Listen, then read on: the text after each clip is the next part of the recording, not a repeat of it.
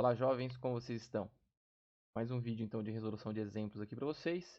E o exercício que eu escolhi para esta aula é o exercício 48 do livro texto, do capítulo 4 do livro texto. É um exercício que alguns alunos mandaram um e-mail pedindo, falando que estavam com um pouco de dificuldade de resolver. Vamos lá. É um exercício de movimento parabólico, então um movimento em 2 ou 3 dimensões. Neste caso, especificamente, a gente vai analisar ele só em 2 dimensões.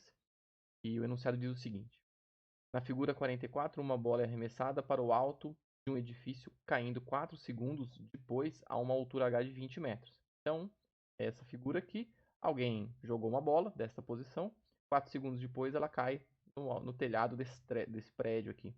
E esse telhado está a uma altura de 20 metros com relação ao ponto de partida do lançamento. Não com relação ao solo, mas com relação ao ponto de partida. Ele diz pra gente que a trajetória da bola no final tem uma inclinação de 60 graus em relação à horizontal. Então ele está dando aqui a condição final, né, a condição de chegada aqui em cima pra gente. E a questão A, ele pede pra gente determinar o alcance horizontal, né, coberto pela bola, então essa distância D aqui.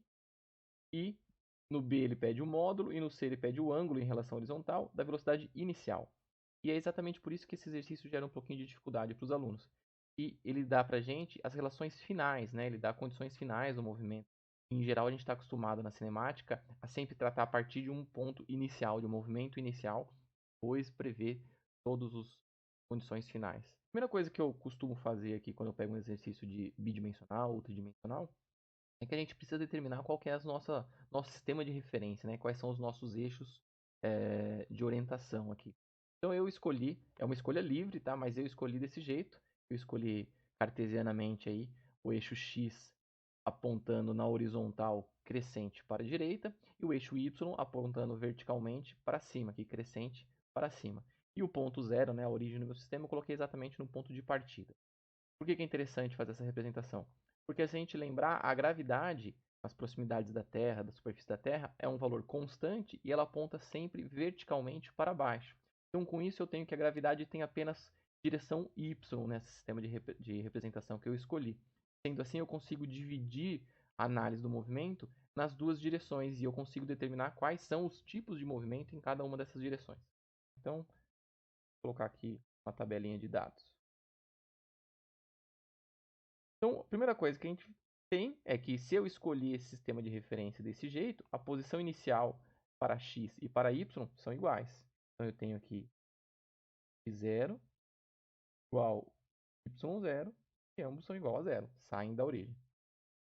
Já a posição final, eu tenho que x final é igual a d, né, que é esse deslocamento, y final, de apenas y, é a minha altura h, prédio aqui. Outra coisa que a gente tem também é que a gravidade, devido à minha escolha de referência, ela é apenas na direção y. Então, ela fica menos de j. Afinal de contas, ela aponta no sentido decrescente de y. E por fim ainda, eu tenho o θ de chegada. Então, o ângulo θ que o exercício está aí é igual a 60 graus. Vamos manter esses dados aqui como referência. Bom, eu consigo aqui então, devido à escolha que eu fiz para o sistema de referência, separar o movimento e analisar individualmente esses dois movimentos. Afinal de contas, a gravidade está apenas na direção y. Então não há necessidade de você tratar de forma acoplada as duas direções. A gente pode separá-las e tratar individualmente. Então em x, como a aceleração é zero nessa direção, né, não tem aceleração nessa direção, a gente tem um movimento do tipo mRu. Movimento retilíneo uniforme. E eu consigo escrever a equação horária para esse movimento, sendo x igual à posição inicial, x0, mais a velocidade x, que é uma velocidade constante, vezes o tempo. Onde não tenho aceleração. Então, essa aqui é a primeira equação de movimento. Vou chamar de equação 1 aqui. Agora, se eu analisar o movimento em y, muda um pouco, né? Porque agora eu tenho uma aceleração, a aceleração da gravidade, e essa aceleração é uma aceleração constante. Então, um movimento do tipo mRUV, um movimento retilíneo uniformemente variado. E eu consigo também escrever as equações horárias. Eu tenho a equação y igual a y0 mais v inicial y, né? Tem aceleração, essa é a velocidade inicial. Vezes o tempo, seria mais meio da aceleração vezes o tempo ao quadrado. Só que a aceleração é menos g. Então eu já vou colocar aqui menos meio de gt ao quadrado. G é a aceleração do movimento e esse menos é porque ela aponta no sentido decrescente. Eu tenho mais uma equação aqui importante também, que é a equação, visto que tem aceleração, é a equação de variação da velocidade. V final y, vai ser igual a velocidade inicial em y menos g vezes t. Seria então a aceleração, né, gravidade, e o menos, novamente, porque no sentido decrescente. Então lembre-se, essas definições aqui estão em relação ao que eu estou assumindo aqui, tá? De eixo de referência. Nós temos mais duas equações aí. Essa aqui, vou chamar essa de equação 2 e essa aqui de equação 3. E vamos então para a resolução dos nossos exercícios. Questão A. Ele quer o alcance. Então ele quer o alcance horizontal, né? Então ele quer que a gente use essa equação aqui. A gente já sabe que a posição inicial é zero, então esse termo vai sumir. O termo x aqui é o d, é o que a gente quer determinar. O tempo ele deu para a gente, são 4 segundos de movimento. Então o que a gente precisaria determinar é a velocidade vx. Porém, ele não dá nada em relação à condição inicial do nosso movimento, ele dá em relação à condição final. E eu sei que o Vx ele é uma constante. A velocidade inicial é exatamente a mesma velocidade no final. Então, se eu pensar aqui no final, ó, vou fazer uma representação aqui na figura desse jeito. Eu posso pensar na velocidade final como sendo uma componente x mais uma componente y. Eu posso escrever esse vetor velocidade v como sendo um Vx na direção y mais um Vy na direção j. Então, eu tenho que determinar quanto que é essa velocidade Vx, porque eu sei, visto que o movimento em x é uniforme, então esta velocidade é exatamente igual à velocidade inicial. E eu posso colocar aqui e resolver o nosso problema. Porém, eu não tenho esses dados. Então, qual que é a tática para a gente resolver? Eu consigo achar este cara aqui, ó. E se eu achar o Vy, pelas relações trigonométricas aqui do triângulo retângulo, eu consigo determinar o Vx também. Por quê? Porque eu sei que o Vx vai ser igual ao módulo desse vetor V vezes o cosseno do ângulo θ. Porque ele é o cateto adjacente ao ângulo θ aqui. E o Vy é igual ao módulo da velocidade V final, só que aí seno também do ângulo θ. Então percebam que se eu conseguir determinar quanto que é o módulo de V, como o ângulo θ eu já conheço, é um ângulo de 60 graus, eu consigo determinar facilmente quanto que é o Vx e quanto que é o Vy, o V final em x, quanto que é o V final em y. O V final em x é uma constante, então ele vai facilitar já para a gente resolver a questão A. Porém, eu não tenho esse módulo, a gente vai ter que determiná-lo. E como que a gente vai fazer isso? A partir das equações de y aqui. Porque o Vy, este cara aqui, está aqui, ó. Então eu consigo correlacionar essas duas equações para obter o módulo de V. Como que a gente vai fazer isso? Vamos fazer o seguinte, ó. Primeira coisa, eu vou pegar a equação 3. Então, da equação 3, vou reescrever ela aqui, ó. Seria a velocidade final em y. Se eu olhar essa representação, eu já tenho que observar um outro dado aqui. O meu Vy, por regra, a velocidade final em y, ela também aponta no sentido decrescente de y. Então, eu tenho que colocar menos Vy igual a velocidade Vy aponta para cima, então eu tenho igual ao V0y menos gt. Okay? Então esse sinal aqui ó, surgiu do fato do Vy ser para baixo. Eu consigo facilmente agora isolar o V0y, a velocidade inicial. Então vai ficar V0y é igual a quem? Este cara aqui que estava subtraindo desse lado, ele aparece do outro lado somando. Então vai ficar gt menos a velocidade final y, que estava já do outro lado lá, menos Vy. E agora eu vou pegar este V0y e substituir na equação horária. Porque percebam, a gente conhece o tempo, conhece a gravidade, conhece a posição final, a posição inicial, conhece a posição final. Então eu vou ter a velocidade final y em função dos dados que eu já conheço. E eu consigo determinar então quanto vale o v final y. Então vamos ficar o seguinte, eu vou substituir isso aqui, então substituindo em 2, na equação 2 aqui. Então vai ficar y final, o exercício nos diz que é h, então eu já vou colocar esses valores aqui. H, igual y inicial é 0, então ele some. V0y. V0y está aqui, ó. É o que eu acabei de determinar. Então vai ficar GT menos V final em Y, vezes o tempo, que está aqui na equação 2. Então, ó, este aqui, o que está entre o parênteses, é o V0y. Tá? Menos meio de t ao quadrado. Então, vou só abrir essa equação aqui, vai ficar H igual GT vezes o tempo, então fica GT quadrado, menos VY vezes o tempo, menos meio de GT ao quadrado. Então, perceba que aqui eu tenho um valor inteiro, né, GT ao quadrado, menos a metade dele. Então, uma coisa inteira menos a metade dele, sobra só a metade. Então, fica H igual a meio GT ao quadrado menos V0y. Então, eu peguei este termo aqui, menos esse termo, que são iguais, né? Só um é metade do outro. Chega nessa relação. E eu vou isolar o V0, o V final y aqui. Então, ele estava negativo desse lado aqui, ele aparece do outro lado positivo. Fica VY T igual a este cara que estava positivo aparece do outro lado negativo. Então, fica meio de t ao quadrado menos h. Com isso, eu tenho. Agora, ó, eu quero determinar o módulo, né, da velocidade v final. Então, eu vou substituir, no lugar de vy, eu vou substituir o que a gente tem aqui, ó, v seno de θ. Então, vai ficar v seno de θ vezes o tempo igual a meio de t ao quadrado menos h.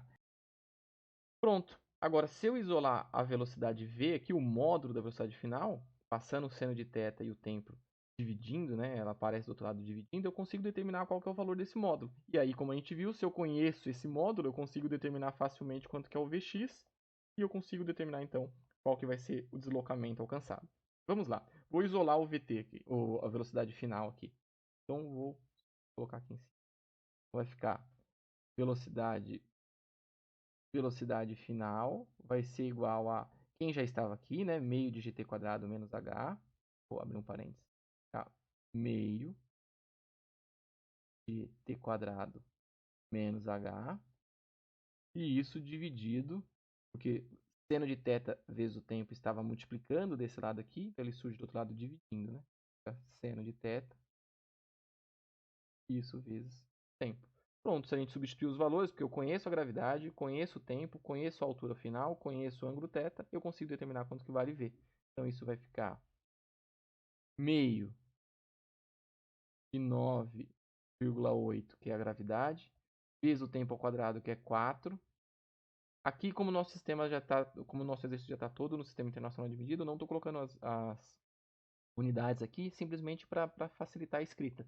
Mas tomem cuidado, sempre verifiquem antes aí se as unidades dos exercícios são no Sistema Internacional de Medida. Aqui a gente tem metro, segundo, a gravidade é metros por segundo ao quadrado, então está tudo ok. Então ficou meio da gravidade, tempo ao quadrado, menos a altura, que é 20 metros, 20. E tudo isso dividido por seno de 60 graus, vezes o tempo, que é 4 segundos. Então, se você fizer essa conta, vai dar algo aproximadamente de 16,86 metros por segundo. Então, este é o módulo da velocidade final, 16,86 metros por segundo. Se eu substituir agora aqui, a gente consegue determinar quanto que vale o Vx. O Vx vai ser igual a o módulo, 16,86,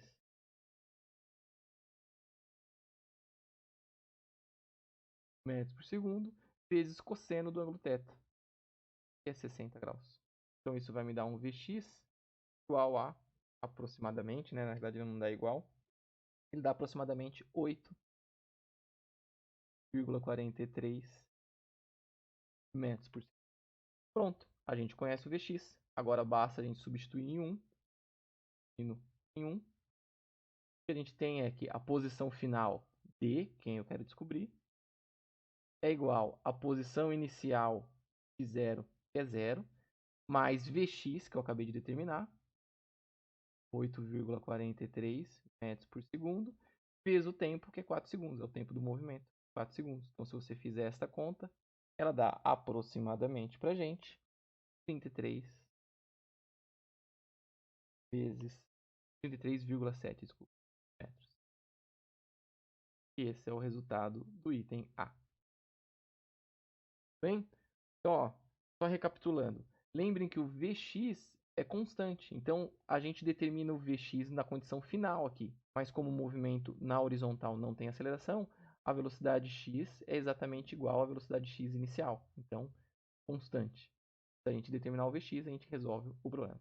E a gente determina ele a partir do módulo de V. E para determinar o módulo de V, a gente usa a direção y. A gente correlaciona a equação 3 com a equação 2. Substitui V0 aqui em cima, então você vai ter V final y em função do tempo e da gravidade, que a gente já conhece. Isola a velocidade final y, sabendo que Vy é V seno de θ, a gente consegue determinar facilmente então o módulo da velocidade final e aí usar para resolver o nosso problema A. Ok? Ótimo. Vou limpar aqui a tela para a gente fazer a questão B.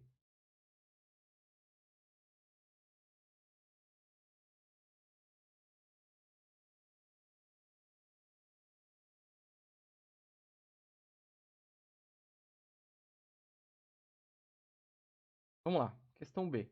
Na questão B ele pede o módulo e o ângulo da velocidade inicial da bola. Bom, vamos lá. Então, a velocidade inicial ele vai ser igual a uma componente V0x mais uma componente V0y. Okay? Então, é o nosso vetor velocidade inicial. Ele estaria aqui, ó. Eu vou representar aqui, ó. Seria isso aqui. A nossa velocidade V0 está aqui. Eu tenho uma velocidade inicial V0x e uma velocidade inicial V0y com um ângulo φ aqui formado. Tá? Este é o ângulo que o exercício a letra C está pedindo para gente. Então vamos lá. O V0x eu já sei que ele é constante, porque o meu movimento em x é um movimento retilíneo uniforme. Então o V0x é exatamente o Vx. Então eu já sei quanto que vale ele. Agora o V0y eu consigo determinar aqui, né? Porque eu já sei quanto que vale o Vy, eu determino o V0y, jogo aqui, fato o nosso problema. Da equação 3, então, a gente pode isolar o V0y para determiná-lo aqui. Vai ficar o seguinte. A gente viu lá, então, que é menos Vy, porque a velocidade final y é para baixo, né? Então, menos Vy igual a V0y menos GT. Se eu isolar o V0y, eu vou ter que V0y é igual a GT menos Vy. V0y é igual a 9,8 vezes o tempo, que é 4, menos o módulo, que é 16, módulo de V aqui, né, que é 16,86, seno 60 graus. Então, se eu fizer essa conta, nosso VY fica aproximadamente 24,59 metros por segundo. Ótimo, agora eu já sei quanto que vale o nosso V0. O nosso V0 ele vai ser a coordenada x, que a gente viu aqui, que é 16,86 vezes cosseno de 60. E nós vimos que ela dá, no item A, 8,43 metros por segundo. Isso, então, na direção y, que é o Vx, mais velocidade inicial y, que a gente acabou de calcular, 24,59, também em metros por segundo, na direção j. Ele pede para a gente no B, então, o módulo. O módulo de V0 eu vou calcular a partir da raiz de V0x ao quadrado mais V0y ao quadrado. E são esses termos, né? V0x é 8,43, V0y 24,59. Se você fizer esta conta, vai dar algo para a gente aproximadamente 26 metros por segundo. Então essa é a resposta do módulo da velocidade inicial. E ele pede o ângulo com relação à horizontal. Então ele pede esse ângulo φ aqui. Então, na C, né? E o que a gente tem é que o ângulo φ aqui, se a gente olhar este triângulo, forma um triângulo retângulo, eu posso pensar na tangente de φ. A tangente de φ vai ser igual a o cateto oposto, que é o V0y, né? É a vertical, o V0y, dividido pelo cateto adjacente, que é o V0x. Então, se eu quero o ângulo φ, basta eu tirar o arco tangente disso aqui. Então, vai me dar aqui o ângulo φ é igual a arco tangente, ou tangente a menos no caso aí, V0y, V0x.